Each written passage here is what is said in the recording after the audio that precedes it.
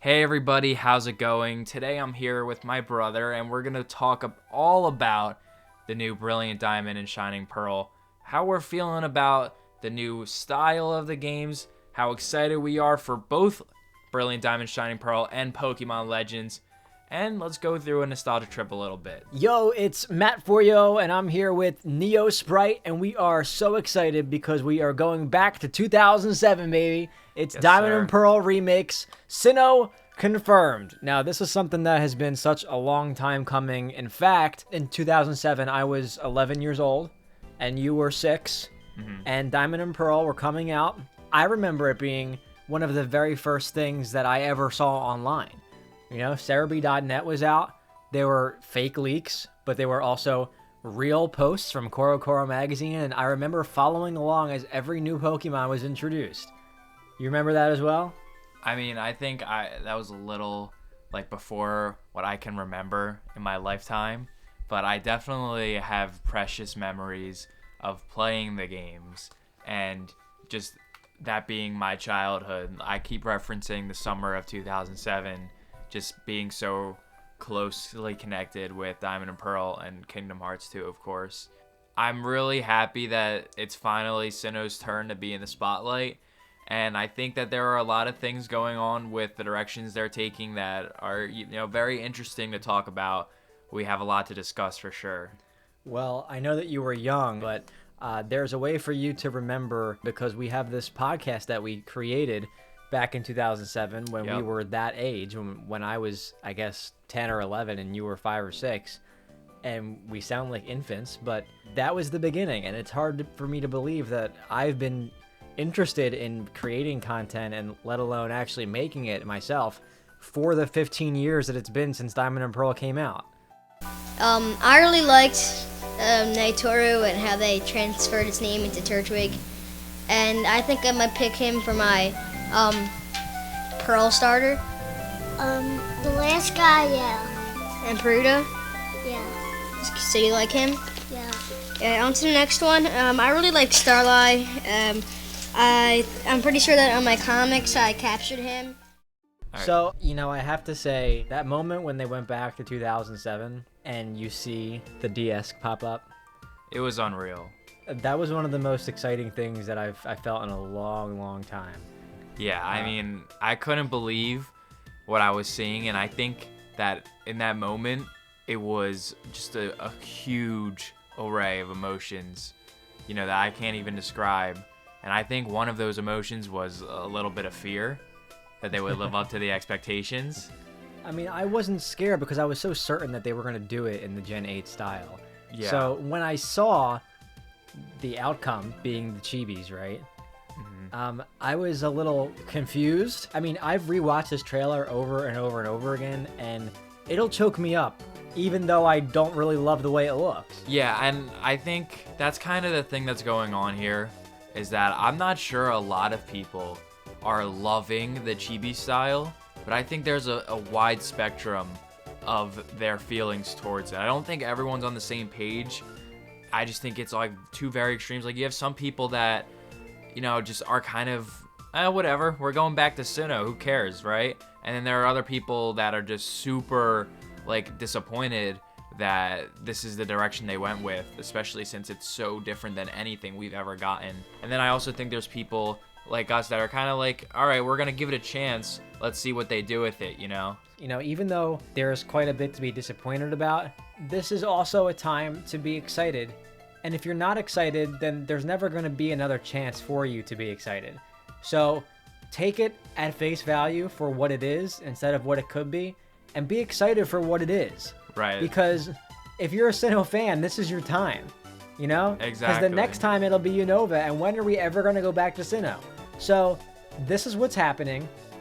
Get hype, because this is the only hot time that we have to be hype, and there is no time in this world to sit on the other side of the fence because it's just not worth it. Pokemon is always there for us, and we have to be there for it as well.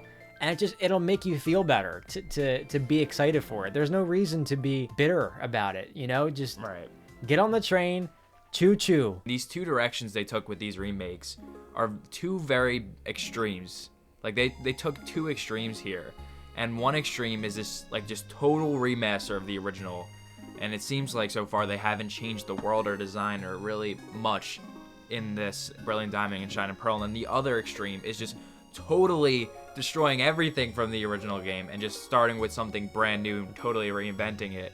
And you know, I think that, and just for what I wanted, the perfect Sinnoh remake would have been somewhere in the middle of those two extremes. And I think that could have been exactly what Sword and Shield is, but just in the Diamond and Pearl region. I think Sword and Shield is that happy medium between the two. So it's really interesting why they decided not to go with it. I've been saying for a long time that I would be not only content but thrilled if Pokemon were to revert back to a simpler graphics format in exchange for numerous features. When we see Heart Gold and Soul Silver, they are not visually demanding games. It's the Generation 4 engine. They have so many features packed into it. So much content. And Gen 6 onward, you saw a trade-off where they're improving the graphics and the scale of the games at the expense of features. If they're going to focus less attention on the graphics and more attention on the features, then I'm ecstatic. However, we all have also learned that these games are not being developed primarily by Game Freak. So that leads me to believe, and I hope that I'm wrong about this, but it leads me to believe that there would have to be corners cut to make this happen. And that brings me to the big question that I really want to discuss now, and that is, what will make these better, if not different, from the original Diamond and Pearl? Because let's not forget, Diamond and Pearl did get remakes. I should say did get remake, because Platinum version exists. Platinum is a remake of Diamond and Pearl, adds all new features to it, and makes the gameplay experience better. Now, if we got a remake in the style of ORAS that cut features but added a bunch of new stuff, that's a different story. But we're getting remakes in the exact same format as the originals. So that means that they have to, at a bare minimum, include all of the features from the original Diamond and Pearl to make it an equal experience, let alone a better experience. I'm talking about the contests. I'm talking about the underground, and especially the secret bases underground, the mining game underground. I'm talking about making poffins, right? I'm talking about ball capsules. I'm talking about... I totally forgot about them, but yeah. I love those. I'm talking about Amity Square, where you can walk with your Pokemon.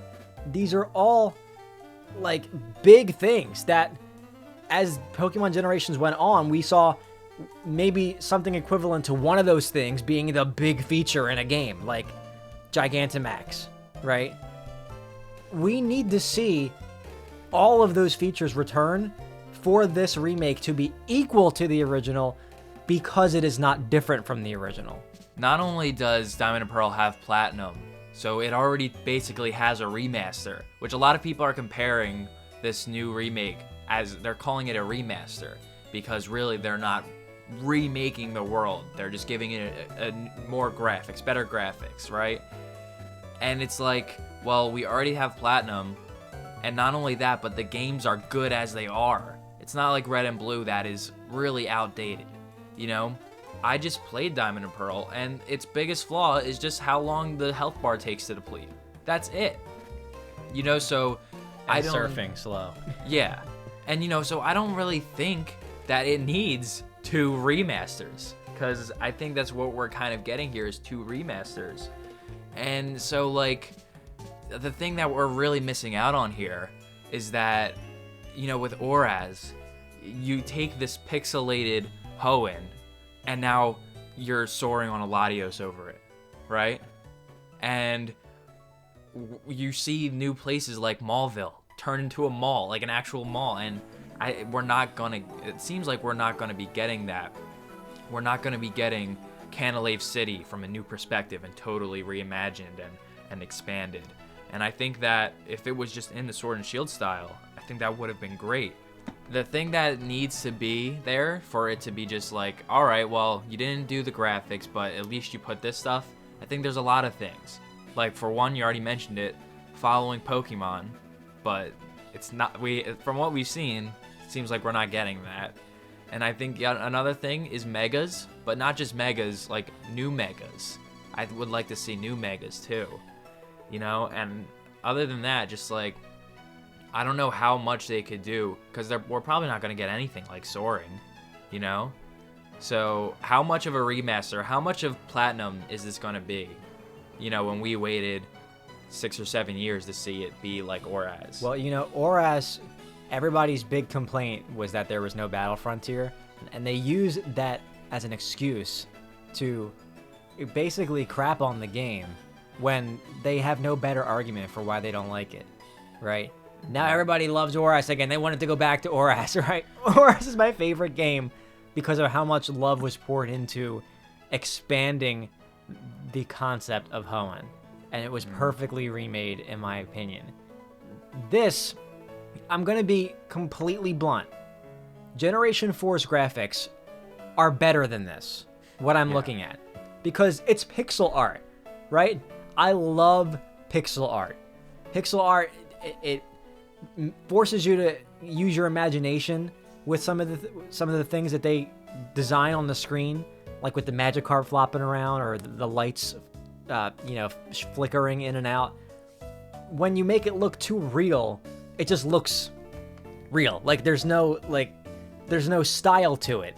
And this has a style, but I don't think it looks better than Gen 4. I really don't. So the problem is for me, it has to be better than those games. How is it going to be better than Platinum when there's not going to be a Battle Frontier, right? When you're probably not going to see the Distortion World, and you're not going to see an Arceus event because that's going to be for Legends. Yeah. Are they going to bring back all the events for the Mythicals like Cresselia, Darkrai, and Shaman? Are we going to get a gypped Gen 4 experience out of this? Because if like I said earlier, if we don't at least get all of those things, it won't be equal. And then we have to get more than those things for it to be even justified as to why there's a new game coming out in 2021. Because why couldn't this have been made in 2007? And why couldn't this have been on the 3DS? Like, you know, I kept saying to myself, well, they're holding off on Sinnoh remakes because they're waiting to make them as good as they possibly can. And I feel like they could have made this on the 3DS. But, you know, it's kind of like what you were saying about how the pixel art looks better. A lot of people are saying, well, it's just faithful to the original. You know, that it's just so faithful to the little chibi style in the DS. And the thing you have to remember is that modern problems require modern solutions.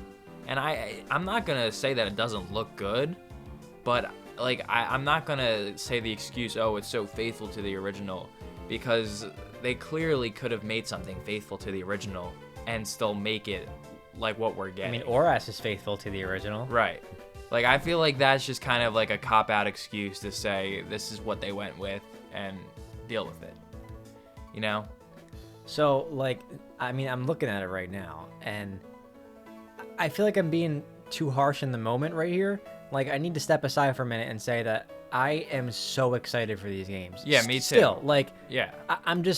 I'm bringing a critical eye to it because it's a conundrum for me why how this is going to coexist with Diamond and Pearl if it seeks to simply recreate it and then have an equal amount or less features in it. You know, because ORAS and Ruby, Sapphire, Emerald can coexist because they try to do different things. ORAS is faithful to the original, but it adds so many more modern twists and expands on the lore and opens up the breadth of the game. I mean, this doesn't seem like it's going to do that, and the fact that it is being developed by another company is scary to me. But I mean, I guess it's just like I don't know what it means, right? It's all very confusing. Junichi Masuda is the director. I love that man. Mm-hmm. He's responsible for my fondest memories of childhood, no matter what they try to say about him in the modern context. But what does it mean to have him as the director? Is he the only one from Game Freak working there, or do they have a small team involved? And then what happens in a scenario like this, right? Gen 4 is so heavy on HMs. If there is a desire to replace HMs with something, who comes up with that? How does Game Freak come up with it and then give the instructions to Ilka or whatever they're called? And if there's going to be new Mega Evolutions, but Game Freak is not developing it, then who's designing the Mega Evolutions? Like, I hate that they told us that it was being developed by someone else, because it makes me feel like they're just passing it off. Like that these were not important. And they're important to me. Hearing that from my most anticipated Pokemon game for the last 7 years. And, you know, I think I also have to say this too, is that obviously the games are going to be fantastic. There's no doubt in my mind about that. You can't go wrong with Sinnoh. And, you know, I think the remaster will be a nostalgic trip through my childhood, basically. But the thing is that, think about how long we waited for a remake. It's been almost, 15 years? And you're making a game that is not really up to par with our evolution of the series, you know? One of the things I noticed was that in the original, Professor Rowan holds his hands behind his back. Yeah. And in his sprite, he's not doing that. Right. So how much of that are we going to see, right? Because there's a couple examples of that in Omega Ruby and Alpha Sapphire, where, like, the map design is perfect and leads you naturally to the next place, but ORAS added a unskippable cutscene event where they just transport you to the next place with a flash of a black screen, and it's like, no, you missed the part in the original, the way it was designed. You missed the nuance of the original. I hate to see that. So how much of that lossy details are we gonna see? I hope it's not a lot. But I want to talk about stuff that we're looking forward to, because we're just being too negative about this now. Well, before we say that, I just want to say that, like, you know, the reimagining of places like Twin Leaf Town, Canalave City, all these places, and seeing Sinnoh remade, it's probably never gonna happen, because this was our shot, and they just kind of took the original and gave it a new coat of paint. And I don't think there's anything wrong with saying that I'm disappointed with that. I mean, this style is something I would expect out of a multi-regional game. You know, if they were to combine Gens 1, 2, 3, and 4 into one game, that they would make it look like this to lessen the graphical load, you know? But things we're looking forward to, okay? This game, just from what they showed us, it looks like it has the potential to have a great online system. They're bringing the Union Room back. They're bringing the Underground back. I don't see how you have the Underground without secret bases. So I think that there's going to be a lot of multiplayer opportunities there. And hopefully it has a better online system than Generation 8 and 7 do. And maybe we can see something like Generation 6 return. It looks like it could have a lot of great online features. I just can't help but think that the graphical choice means that there's going to be new features involved. I mean, I think it has to. ORAS added, like, the Dex Nav, right? It turned contests into the Contest Spectacular. It completely revamped and added so much to secret bases, like capturing the flag and all that stuff, which, by the way, was in Generation 4. So we need to see that back. I think they know that a lot of people care about these games, and I don't think they would do this unless they had a good reason. You know? I think there's probably many things that they're holding back from us yet that will make us more excited as the year goes on. And partially why I hate investing so much time into trying to create a definitive opinion for yourself in this moment, because all we know is what they announced so far. Right. And, like, you got to play them before you tell us how much you hate them first. Right. You know? Well, and again, I have no doubt that these games are going to be great. There's not been a single Pokemon game I've played that I didn't like, you know, but, like, to which degree are they going to be? Are they going to surpass the originals? I think that was something that was a big question. But I think, you know, what I think I'm most excited for is, honestly, the battles. I think the battles look great.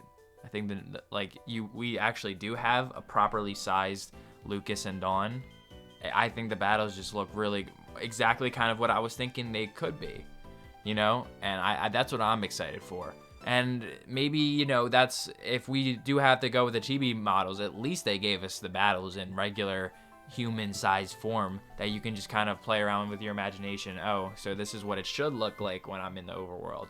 On the other hand, there's varying tiers of disappointment that could come from the battle system, being that it's pretty likely that there's not going to be any Pokemon past Generation 4 in this game. Yeah, that's what I figured. My worry beyond that is that they'll only have the regional decks of Sinnoh in this game, meaning like if you couldn't catch, like, let's say like Vulpix in the Sinnoh region, but you could have transferred it from a different game, too bad it's not going to be in this one because it's not in the regional decks.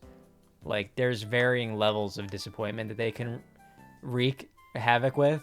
Well, have we even seen Pokemon that are not like Sinnoh Pokemon in the trailers? Because if they're... Well, yeah, because the Sinnoh regional decks contains older Pokemon like Geodude. Right, and I was going to say, if they don't, there's literally only one fire type that you can use then, and it's Chimchar. Well, that's another great thing to point out. Oh, there was a Geodude right there. I know. Yeah, like, so...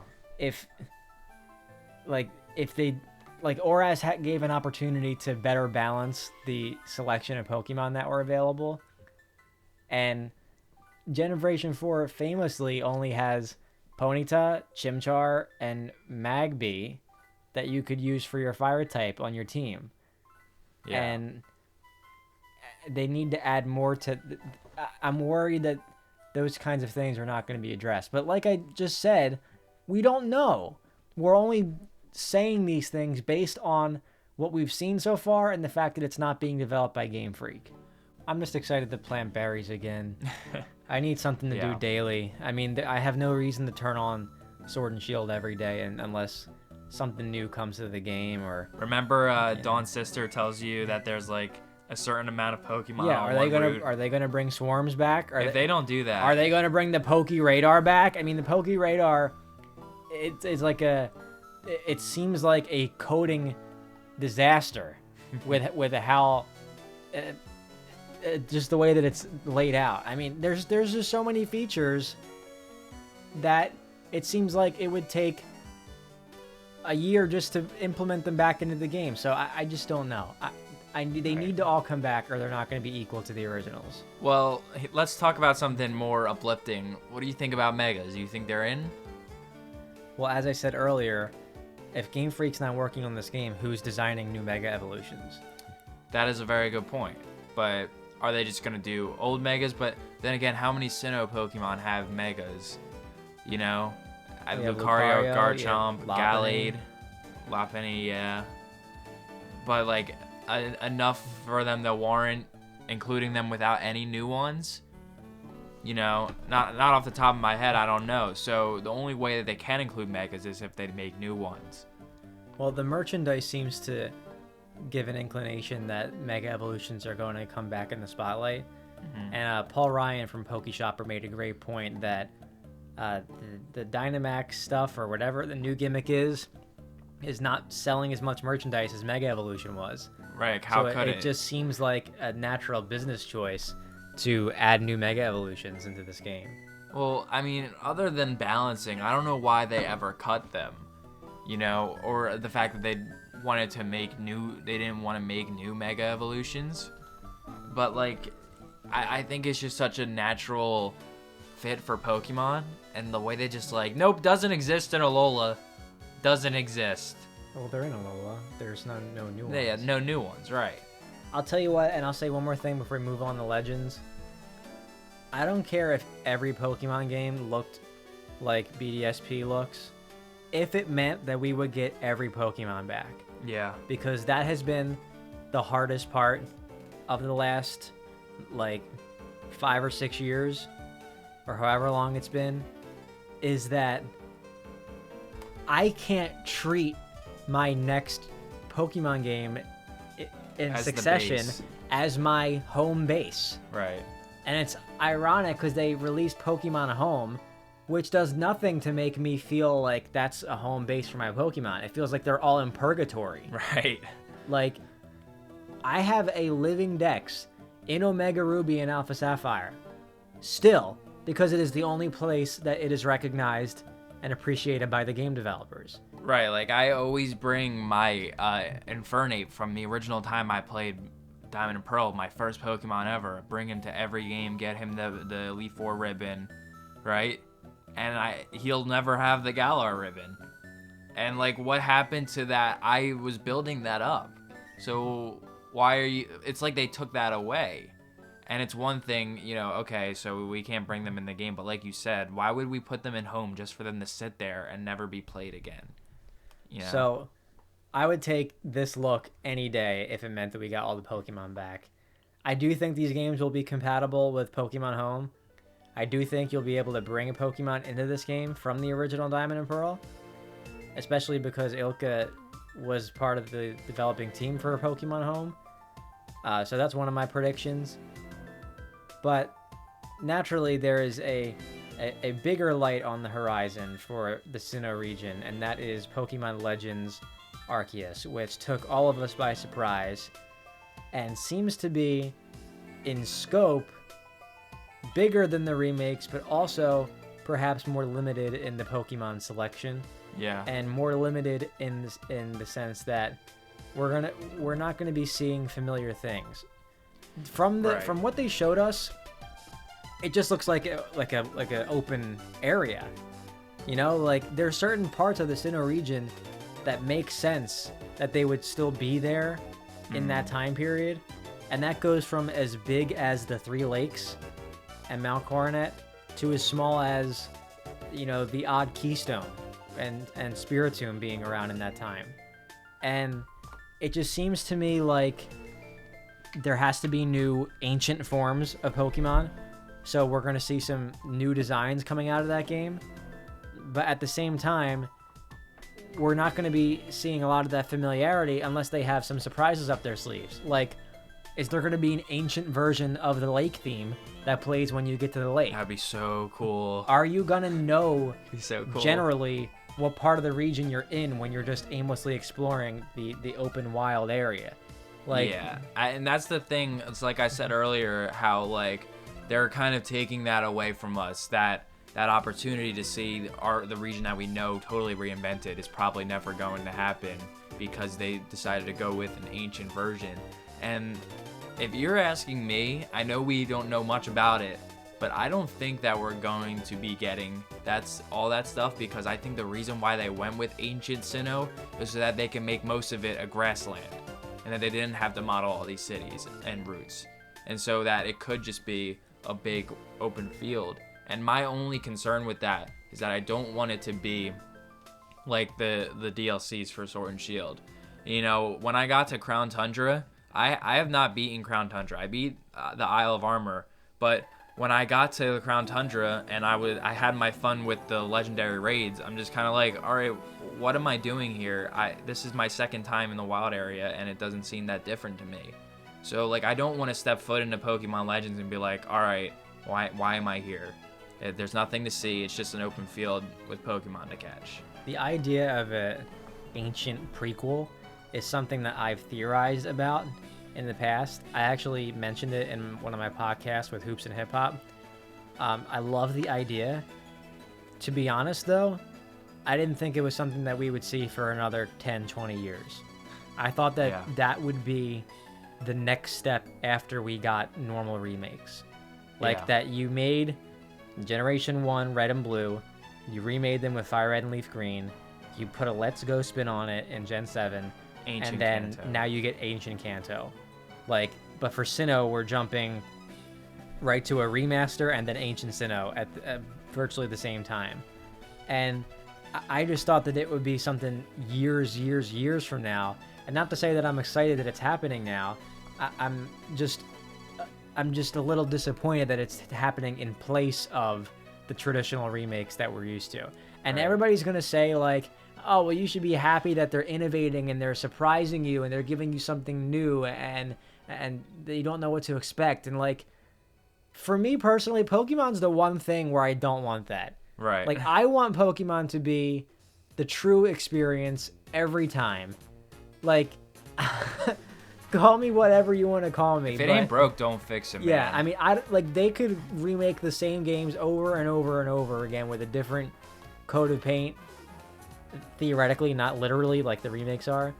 And I would love it every single time. So yeah, and not to change the subject totally, but it's kind of something that I'm fearful of for the future of Kingdom Hearts, how they're going into unreality in a different universe, and Yuzora is literally Noctis from Final Fantasy 15. It's like, well, I think Nomura can pull it off for sure.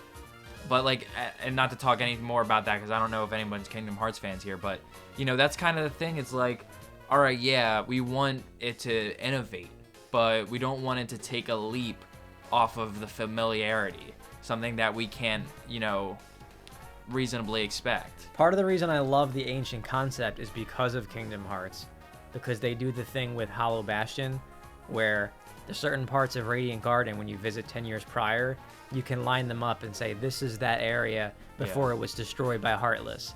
And I love seeing the same place in 2 different time periods.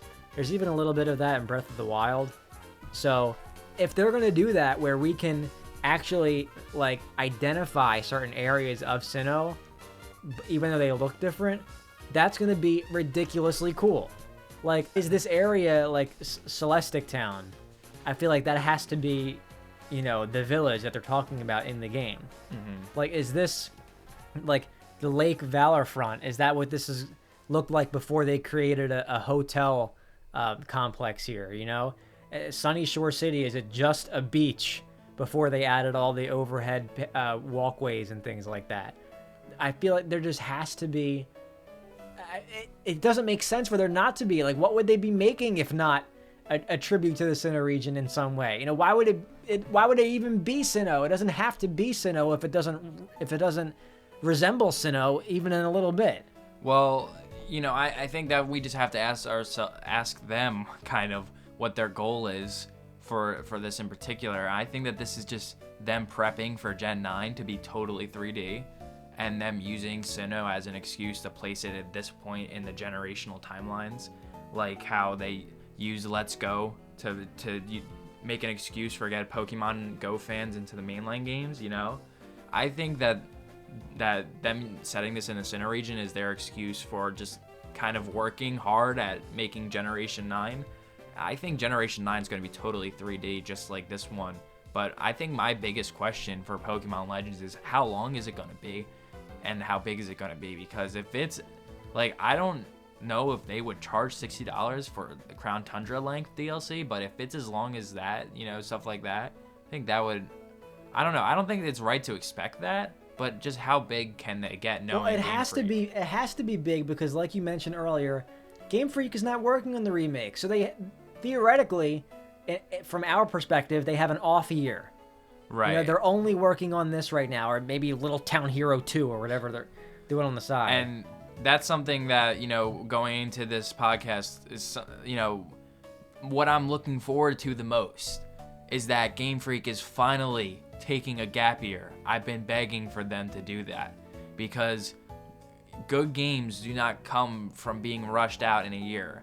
That's why Sword and Shield has so many glaring flaws. You know, I like Sword and Shield a lot, but it does have its flaws. And the fact that they are not working on a game at all this year, or let me rephrase that, they're not working on a game that has to come out this year. They're working on Legends that's coming out next year. They basically have all this time. They bought themselves some time. That is so exciting to me because that's what they need. You know, even if their schedule does not allow them to have a gap year, they just bought themselves a gap year by having a different studio make the games. So I think we can expect a lot from them, knowing that they are having this gap year and that they have all this time dedicated to making this game as good as it can possibly be. You know, not rushing it out and not forcing things that clearly don't fit in the game. Well, the bottom line is we're Pokemon fans through and through, and we're going to love anything that they put out. And I can't stress enough how magical it is to see Generation 4 getting this kind of love and attention, because for the longest time it felt like that was the most ignored part of Pokemon's history. For me, at least. I mean, you have Lucario that comes back every generation, but the actual Sinnoh region itself. But and think about all the forgotten evolutions like Rhyperior and Weavile, or I guess she's popular, but like just a lot of like Pokemon with new evolutions that are just totally ignored. Electivire, Magmortar, you know, when do they ever get attention? And I think they're cool. And you know, the thing is with the gap year too, is that they needed to buy themselves some time, and I feel like the faithful Diamond and Pearl remakes kind of bit the bullet. You know, they're finally getting a gap year, but at what cost? Is that we're not really gonna be getting the reimagined Sinnoh region that, the way we know it in the new generation. And you know what? Maybe when Legends comes out, it'll be worth it. But maybe they'll just totally blow us away and be like, all right, we get it why you went this direction. I mean, don't you think that that this is kind of biting the bullet here?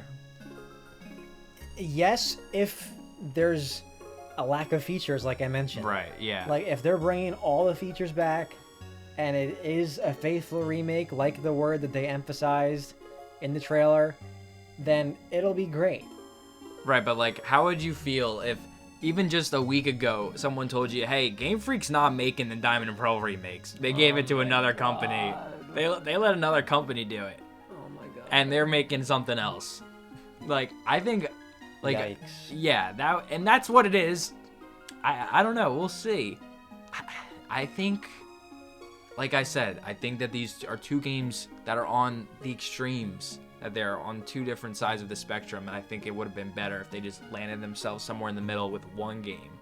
But then again, if Gen 9 is going to greatly benefit from this, that's all right by me. That's what I want.